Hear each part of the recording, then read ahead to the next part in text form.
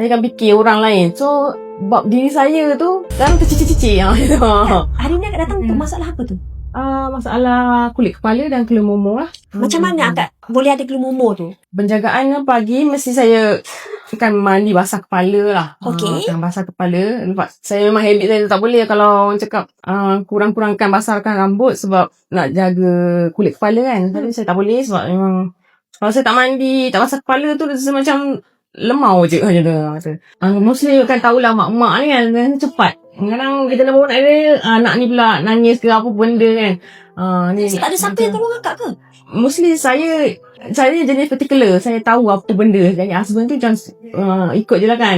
Ikut kalau AA lah kan. B buat B. Laki je tu kan.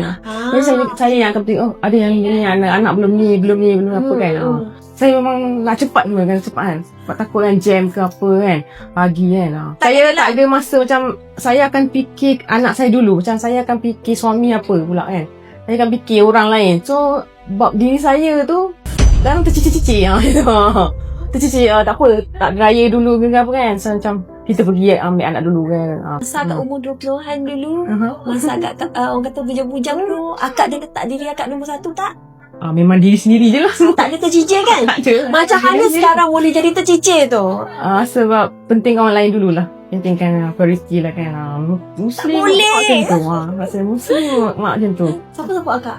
Tak ada. Sebab tu orang kata dalam akak Betul. support orang lain tu, diri akak sendiri pun Betul. sangat-sangat penting. Betul.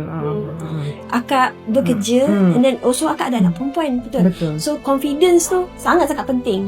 Macam akak cakap lah sebelum ni, akak pun sangat-sangat pentingkan orang kata penjagaan rambut. Sebenarnya akak very very particular. Cuma masa tu je yang tak ada. Kan? Okay. So jom kita tengok dulu orang kata scan dulu akak punya kulit kepala, kita tengok dulu macam mana. Okay, baik.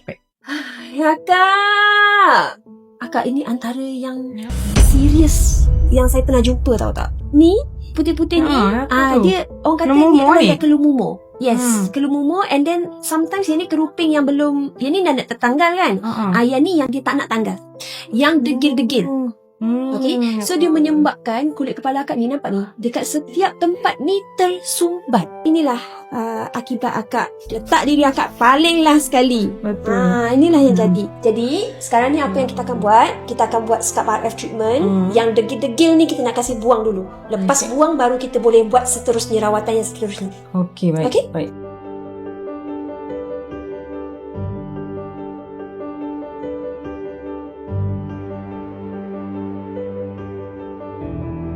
So semua keruping-keruping, kelumomo. Sebab tadi kita guna hydro, dia tak dia bukan orang kata shower head yang biasa. Ni nama dia, kita guna teknik tadi water punch. So water punch ni tadi kan akak rasa dia macam numbuk sikit kan.